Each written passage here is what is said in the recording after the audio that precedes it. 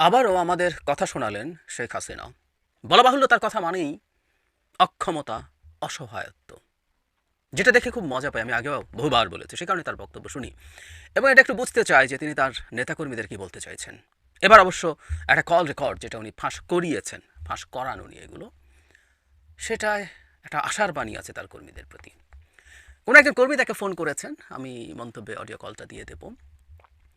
তিনি যৌথ বাহিনীর অভিযানের কথা বলছেন এবং এটা গোপালগঞ্জের। আমি মনে করি, আমি আমি সরকারের দৃষ্টি আকর্ষণ করছি, গোপালগঞ্জে সবচেয়ে কঠোর কঠোর অভিযানটা চলা দরকার।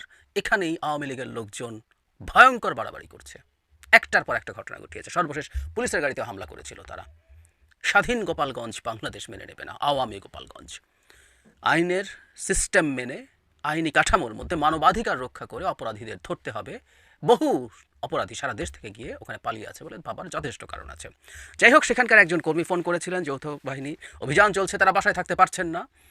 বাসায় থাকতে বছরের পর বছর, বছরের পর বছর, ১.৫ দশক বহু মানুষকে দেননি আপনারা।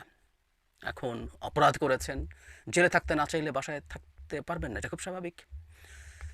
আমাদের অফিস থেকে ৬ জনকে ধরা হয়েছে, সেটা জানালেন শেখ হাসিনাকে।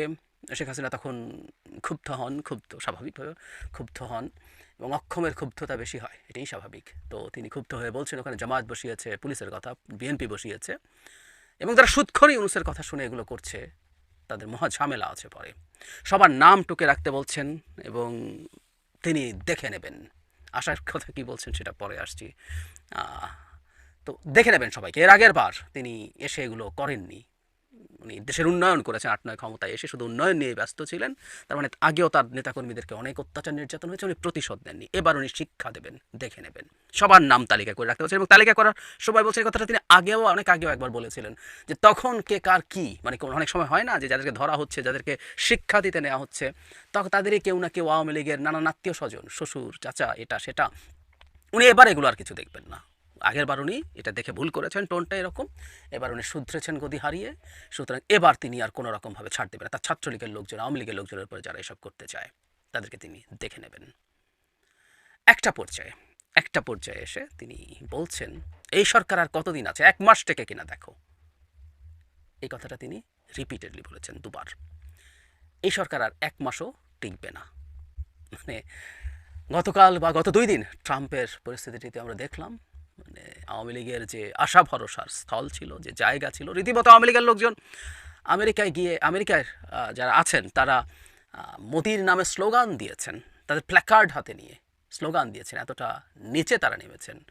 কিন্তু সেই আওয়ামী লীগ, যে আওয়ামী লীগ আমেরিকার হস্তক্ষেপ নিয়ে কত কথা আমাদেরকে সকল দেশপ্রেম দেখাতেন, বাংলাদেশের অভ্যন্তরীণ ব্যাপারে আমেরিকা হস্তক্ষেপ করছে, সেই আওয়ামী লীগের লোকজন এখন মোদিকে ওয়েলকাম করে, মোদিকে সাপোর্ট করে তারা স্লোগান দেয়, এত কিছু করে। তো তারপরও পরিস্থিতি কী হয়েছে আমরা জানি। কিন্তু তিনি ১ মাস থেকে কিনা সেই হুমকি দিচ্ছেন, সেই হুমকি তার কাছ থেকে পাওয়া যাচ্ছে।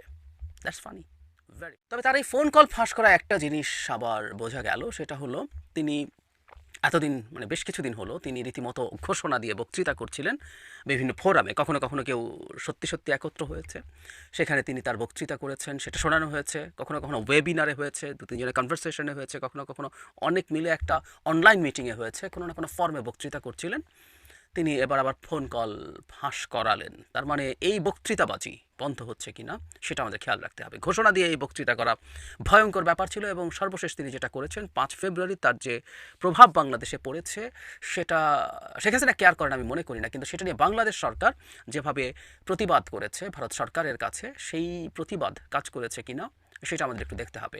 আর সাম্প্রতিক সময়ে জাতিসংঘের যে রিপোর্ট এসছে, সেই রিপোর্টটা গ্লোবালি নিশ্চিতভাবেই কিছু না কিছু চাপ তৈরি করার কথা এবং সেই প্রেক্ষাপটে তিনি তার বক্তৃতাবাজি থেকে বেরিয়ে এসছেন কিনা সেটা আমরা ফলো করবো এবং সেটা যদি বেরিয়ে আসেন সেটা আমাদের জন্য একটা বড় অর্জন। আর এই ফোন কল লিক করার ব্যাপারটাও আমার মনে হয় আস্তে আস্তে পরের ধাপে করতে হবে। আসলে ওনাকে বাংলাদেশের অভ্যন্তরে কোনো না কোনো ফর্মে, কোনো না কোনো উস্কানি দেওয়া থেকে দূরে থাকতে হবে, সেটা বন্ধ করতে হবে।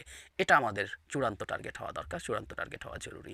আমরা আশা করি আমাদের সরকার সঠিক লাইনে আছেন শেখ হাসিনা প্রশ্নে এবং জনগণ তাদের পেছনে আছে, এটা সবচেয়ে ইম্পর্টেন্ট। একটা সরকার তার ফরেন পলিসিতে কোনো কিছু ইমপ্লিমেন্ট করার জন্য যদি জনগণকে পাশে পায়, সেটা করা তার জন্য সবচেয়ে সহজ হয়, সবচেয়ে ভালো হয়। আমরা আছি আমাদের সরকারের পেছনে, সরকার ধাপে ধাপে এই সব কিছু অর্জন করতে পারবে বলে আমরা মনে করি। শেখ হাসিনা বাংলাদেশে বসে বাংলাদেশের মানুষকে হুমকি দিচ্ছে, সরকারকে হুমকি দিচ্ছে, সরকারকে যে তাচ্ছিল্য করছে, এগুলো আমরা দেখতে প্রস্তুত নই। আবার একটা পাল্টা ব্যাপার আছে, দেখতে ভালোও লাগে। ওই যে বলেছিলাম এগুলো প্রত্যেকটা অসহায়ত্ব, অক্ষমতা। নেতাকর্মীকে উজ্জীবিত রাখতে হবে, তাই ১ মাস থেকে কিনা দেখো এই ধরনের কথাবার্তাও তাকে আসলে বলতে হচ্ছে। What a PT.